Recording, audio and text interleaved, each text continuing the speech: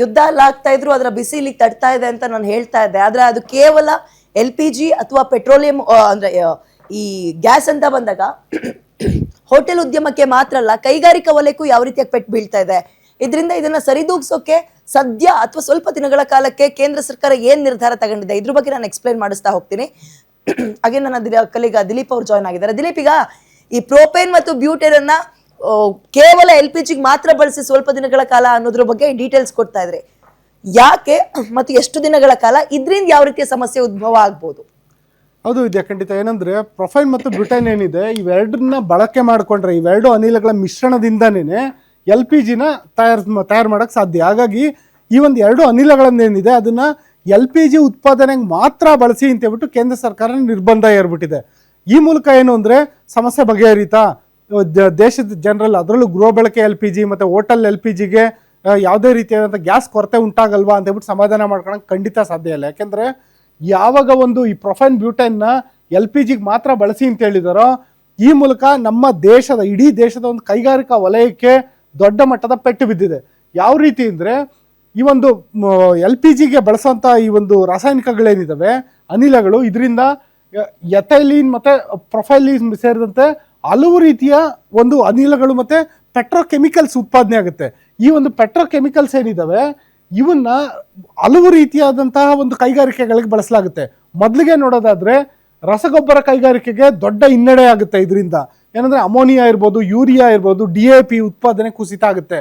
ಇನ್ನೇನು ಬೇಸಿಗೆ ಬಂದ್ಬಿಟ್ಟಿದೆ, ಇನ್ನೊಂದು 3-4 ತಿಂಗಳು ಮಳೆಗಾಲ ಶುರುವಾಗುತ್ತೆ. ಮಳೆಗಾಲದಲ್ಲಿ ಯಾರು ಕೂತ್ಕೊಂಡು ರಸಗೊಬ್ಬರ ಉತ್ಪಾದನೆ ಮಾಡೋಕ್ಕಾಗಲ್ಲ.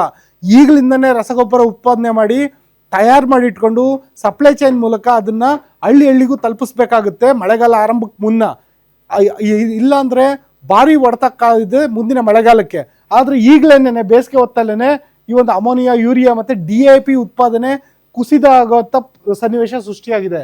ಜೊತೆಗೆ ಈ ಒಂದು ಗ್ಯಾಸ್ ಆಧಾರಿತ ವಿದ್ಯುತ್ ಘಟಕಗಳು ಇರ್ತವೆ. ಏನಂದ್ರೆ ನಾವು ಹಲವು ರೀತಿಯ ವಿದ್ಯುತ್ ಘಟಕಗಳನ್ನ ನೋಡಿದ್ದೀವಿ. ಉಷ್ಣ ವಿದ್ಯುತ್ ನೋಡಿದ್ದೀವಿ, ಕಲ್ಲಿದ್ದಲಿಂದ ಮಾಡೋದು.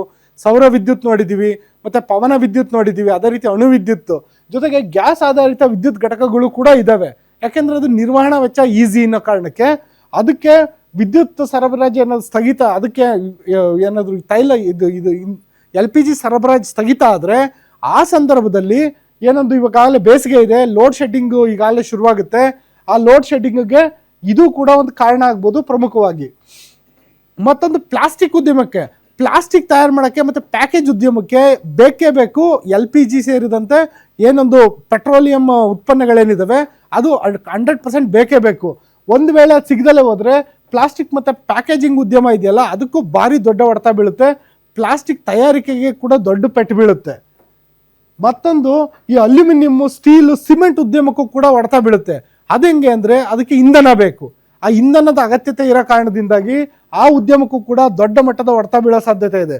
ಒಟ್ಟಿನಲ್ಲಿ ಈ ಒಂದು ಚೈನ್ ಲಿಂಕ್ ಅಂತ ಹೇಳ್ತಾರಲ್ಲ, ಡಾಮಿನೋಸ್ ಎಫೆಕ್ಟ್ ಅಂತ ಹೇಳ್ತಾರಲ್ಲ, ಆ ರೀತಿ ಒಂದು ಹಾರ್ಮೋಸ್ ಜಲಸಂಧಿ ಬಂದಾಗಿರೋದ್ರಿಂದ ಅದು ನಿಮ್ಮ ಮನೆಯ ಅಡುಗೆ ಮನೆಗೆ ಮಾತ್ರ ಅಲ್ಲ, ನಾವು ಊಟದ ತಟ್ಟೆಗೆ, ನಮ್ಮ ಒಂದು ಡೈನಿಂಗ್ ರೂಮ್ಗೆ, ನಮ್ಮ ಬೆಡ್ರೂಮ್ಗೆ ಎಲ್ಲದಕ್ಕೂ ವ್ಯಾಪಿಸ್ಕೊಂಡಿದೆ ಅಂತ ಹೇಳ್ಬೋದು. ವಿದ್ಯಾ, ಅದ್ಭುತವಾದ ವಿಶ್ಲೇಷಣೆ. Thank you so much Dilip.